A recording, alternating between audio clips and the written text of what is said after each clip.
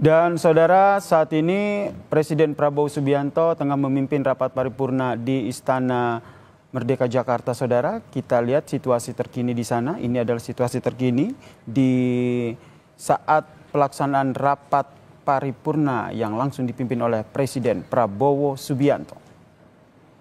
Bahwa dalam 6 bulan kita memerintah, kita telah mencapai hal-hal yang cukup berarti, hal-hal yang bersifat fundamental, memperkuat landasan kebangkitan kita sebagai bangsa. Kita telah menghasilkan 28 kebijakan baru. Kebijakan-kebijakan tersebut yang berhubungan langsung dengan hajat hidup rakyat kita.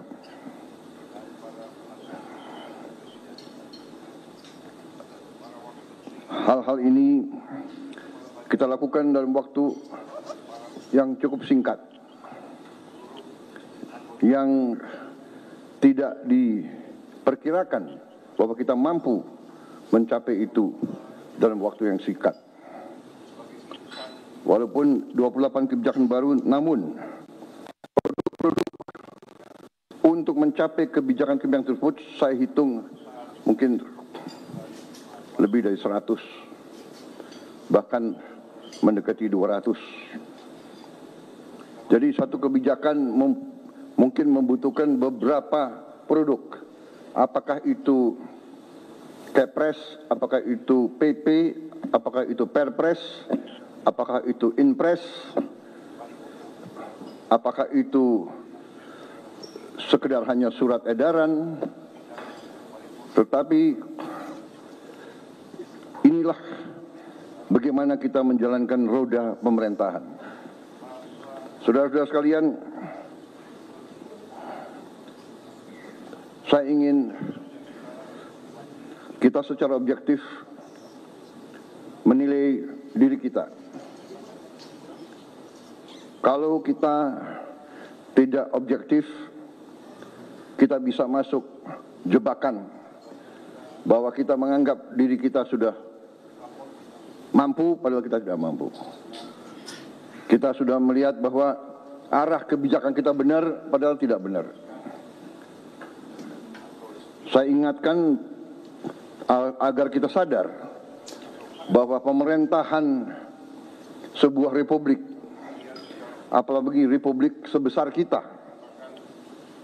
republik yang mewadahi dan menaungi 280 juta manusia lebih,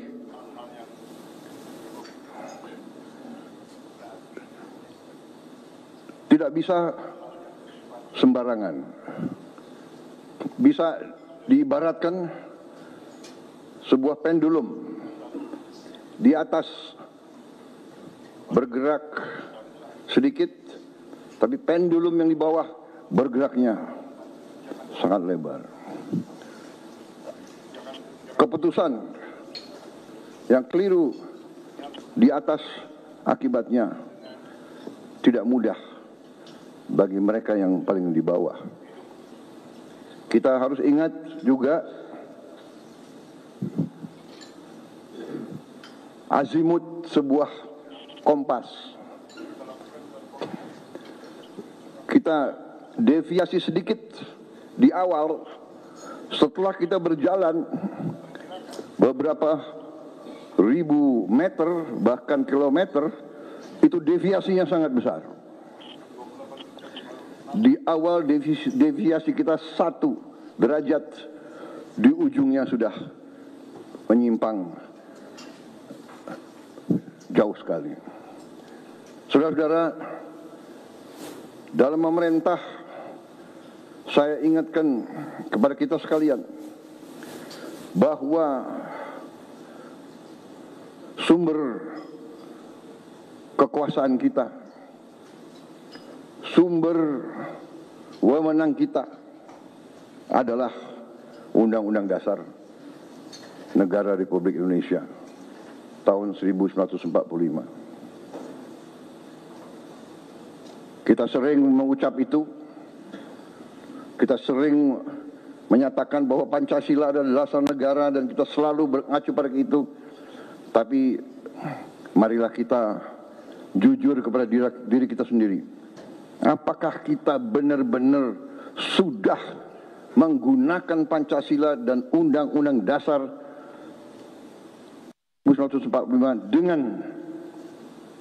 dengan sebenar-benarnya atau tidak? Karena menurut pendapat saya, Undang-Undang Dasar kita, Undang-Undang Dasar 1945, sungguh suatu produk yang luar biasa. Tetapi sebagaimana saya katakan, menurut pendapat saya, elit bangsa telah sadar atau tidak sadar deviasi daripada Undang-Undang Dasar 45.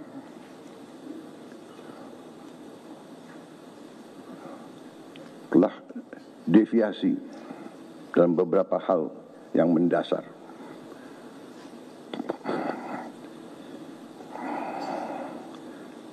Kalau kita deviasi yang saya katakan, di awal penyimpangannya sedikit, di ujungnya penyimpangan yang besar. Saya ingatkan bahwa rancang bangun Undang-Undang Dasar 1945 kita luar biasa. Rancang bangun yang telah dibuat oleh pendiri bangsa kita luar biasa. Kenapa? Karena pendiri-pendiri bangsa kita mengalami penjajahan, mengalami imperialisme, mengalami penindasan, mengalami kapitalisme yang dibuat untuk menjaga bahwa rakyat kebanyakan tetap miskin. Pendiri-pendiri bangsa kita mengalami penjajahan imperialis, dua imperialis yang dialami, Barat, Belanda, dan Jepang. Sekarang kita baik, dan kita harus baik.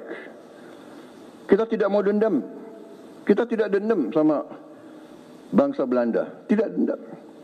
Kita tidak dendam dengan bangsa Jepang, tapi kita pernah dijajah, pernah ditindas. Kekayaan kita diambil terus-menerus.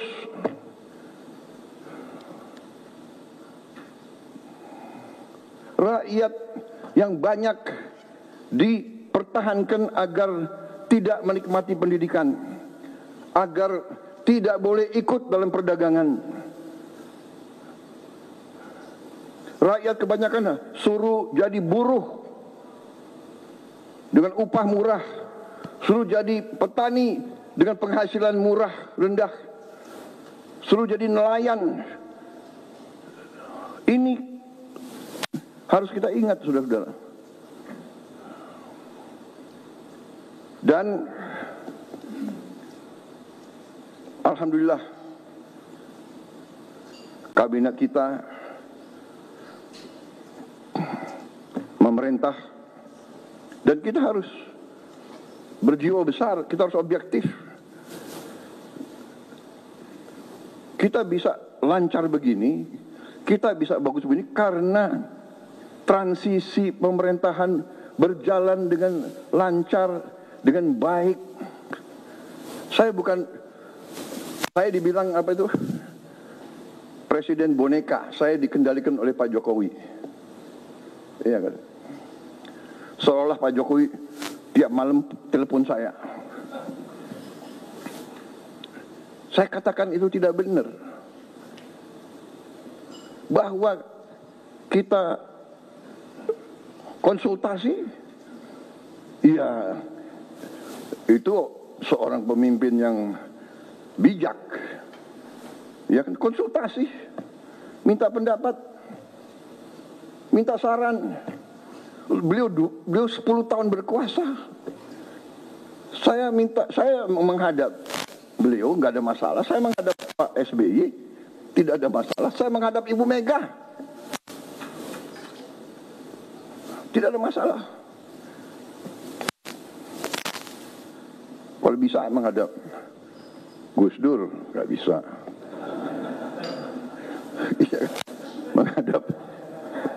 menghadap Pak Harto, iya kan, menghadap Bung Karno kalau bisa.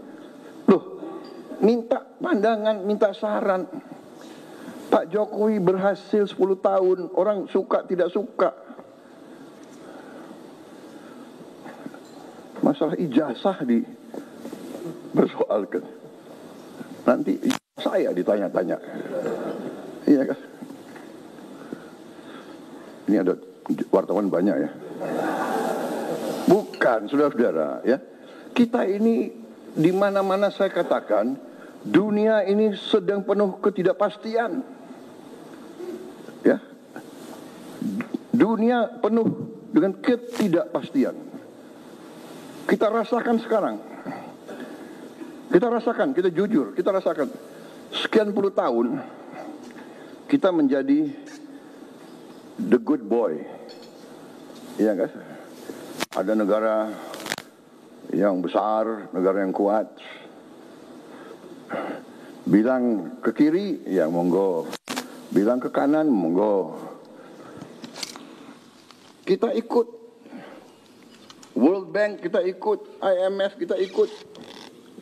Iya kan? Tapi globalisasi, ya kita ikut. Tapi sekarang yang meninggalkan sistem yang mereka bangun, mereka sendiri. Free trade, monggo. Kita bingung jadinya. Yang dibilang Menteri Keuangan sedang di luar negeri ya. Sekarang ekonom-ekonom yang belajar sekian puluh tahun, sekarang harus belajar lagi. Prof, iya kan? Harus belajar lagi. Dan memang kita perlu belajar lagi. Tapi kalau saya, kita punya Undang-Undang Dasar 45 yang merancang itu, yang membentuk itu, mereka yang melihat dan merasakan, oh, imperialisme kayak begini, penjajahan kayak begini. Mengalami Belanda, Jepang, mengalami pergolakan 28 tahun kita merdeka, 28 tahun kita merdeka, tidak pernah berhenti dari campur tangan asing. Peristiwa Madiun, seolah itu komunis, ternyata yang membawa Musso, Semaun, semua itu adalah Belanda. Difasilitasi oleh Belanda. Belanda kuasai Batavia, semua lapangan terbang dikuasai. Bagaimana dia bisa sampai Madiun? Terus DITI, dokumen keluar Belanda, bahkan bukan DITI, Snoek Hogronya juga Sandi Yuda, intelnya Belanda. Saudara-saudara, ini saya sampaikan terus karena kembali kita punya kekuatan Undang-Undang Dasar 45, khususnya di bidang ekonomi adalah pasal 33. Kalau disimak, setiap negara yang sedang bangkit punya semacam pasal 33. Jadi saudara-saudara, 6 bulan yang kita telah kerjakan, ternyata menurut saya kita boleh bangga dengan prestasi kita. Dan untuk itu saya ingin mengatakan bahwa sungguh-sungguh saya apresiasi, saya terima kasih kepada semua menteri, wakil menteri, kepala badan, wakil kepala badan dalam tim kita, dalam kabinet merah putih. Saya merasa Kita bisa mencapai ini karena kerjasama yang baik di antara kita. Saya merasakan teamwork. Dalam 6 bulan kita kabinet paripurna hanya 6 kali. Ratas-ratas juga tidak terlalu sering. Saya paham, sebagian dari Anda mungkin ketemu saya tidak sering yang kita inginkan. Tetapi hasil kita, hasil diskusi kita, hasil keputusan kita terwujud, terlaksana, dan dirasakan oleh rakyat Indonesia. Saudara-saudara, apa yang ingin saya sampaikan? Mari kita lihat dengan tolok ukur yang objektif, yang jelas. Salah satu tonggak pemerintahan di setiap negara adalah mampu atau tidak kita menjaga inflasi.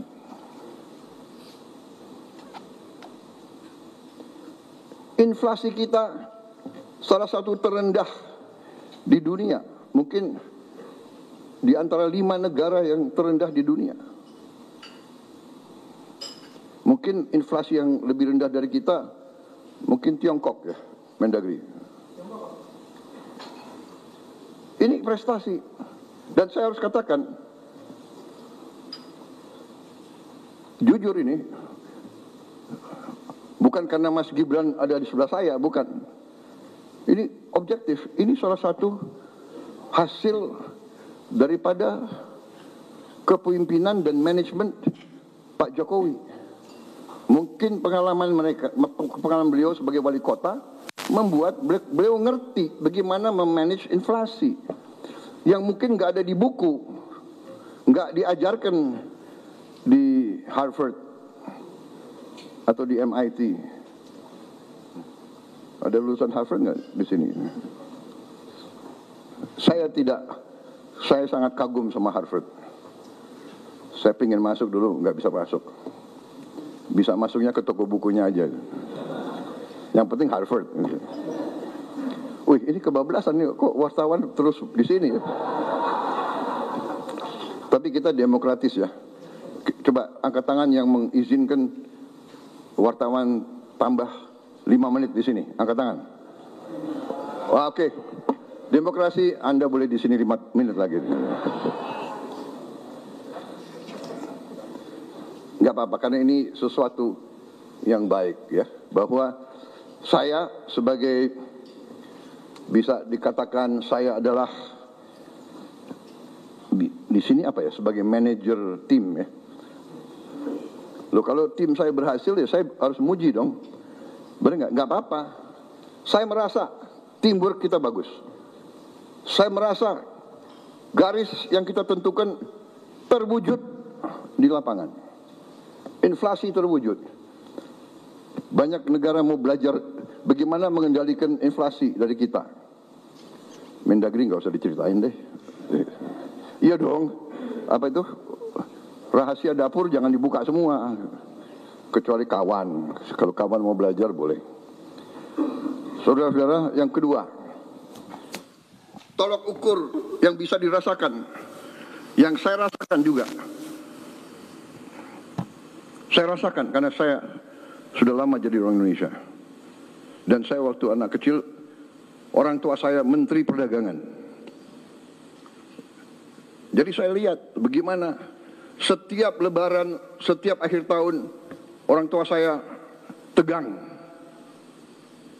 Pak Mitro hitung, kumpulin setiap item, dicek, sampai Pak Mitro pernah di Tanjung Priok, di dermaga nungguin kapal. Pemerintah waktu itu mau intervensi karena krisis pangan, harga-harga juga menjulang sehingga pemerintah intervensi. Pemerintah bertindak menjamin di hari-hari kritis bahan-bahan tersedia. Dan Sekarang pemerintah yang saya pimpin, saudara-saudara, berhasil menjaga stabilitas harga pangan di saat-saat yang selalu harga pangan kurang bisa dikendalikan. Akhir tahun, Natal, akhir tahun, dan Lebaran. Alhamdulillah, akhir tahun, Natal, dan Lebaran tahun ini, di masa pemerintahan kita, harga-harga aman, stok pangan tersedia. Ini pekerjaan saudara-saudara sekalian. Yang di lapangan kalian, yang ngecek harga kalian. Mudik berjalan dengan lancar. Saya dapat laporan mudik kita adalah sekarang terbaik sepanjang sejarah. Angka kecelakaan terendah sepanjang sejarah, turun 30%. Dan meningkat yang mudik, lebih besar dari tahun yang lalu. Ada kelompok-kelompok negatif yang, mudiknya berkurang. Kalau lancar dibilang mudiknya berkurang. Tidak, lancar karena pengendaliannya lancar. Dan ada keberanian ambil keputusan oleh menteri-menteri kita, oleh Kapolri, oleh Panglima TNI, oleh Menteri Perhubungan, memberi saran kepada saya, Pak, bisa nggak kita laksanakan work from everywhere? Ini baru juga ini saya kira. Di dunia ada work from everywhere. Orang Indonesia kalau kreatif boleh juga. Jadi mereka pulang sudah jauh sebelum libur. Kalau itu Indonesia semangat itu. Pulang sebelum libur. Tapi ini ya, ini keberanian ambil keputusan. Saya bilang, oke, saya ambil tanggung jawab, silakan. Jadi ini tolok ukur tonggak-tonggak yang bisa dirasakan. Belum lagi masalah-masalah sekian puluh tahun yang lalu, hutang orang kecil yang sebenarnya sudah dihapus oleh bank-bank masih dituntut. Jutaan petani kita, jutaan rakyat kecil kita tidak bisa pinjam lagi, terpaksa dia pinjam dari rentenir, dari pinjol, pinjaman online, rentenir yang gila, bunganya harian, luar biasa. Kita hapus, kita ambil tindakan-tindakan yang harus kita ambil dengan beberapa risiko. Tetap dalam kerangka pengendalian APBN yang prudent. Kita disiplin kepada diri kita sendiri. Kita menjaga bahwa kita pelihara defisit kita tetap 2,5% dari GDP kita. Tidak ada kewajiban. Uni Eropa saja yang lahir dengan angka tersebut dalam perjanjian Maastricht, ya. Tahun berapa itu? Maastricht, Pak Anggito? 2000 Saudara, itu tadi kita dengarkan pidato pembuka dari Presiden Prabowo Subianto saat memimpin sidang kabinet di Istana. Ada beberapa poin yang disampaikan, diantaranya adalah pemerintahan Prabowo Gibran ini telah mengeluarkan 28 kebijakan dan menyatakan bahwa transisi pemerintahan ini berjalan dengan baik. Selain itu ia juga meng-highlight terkait dengan pelaksanaan mudik yang berjalan dengan baik dengan indikator kecelakaan yang menurun.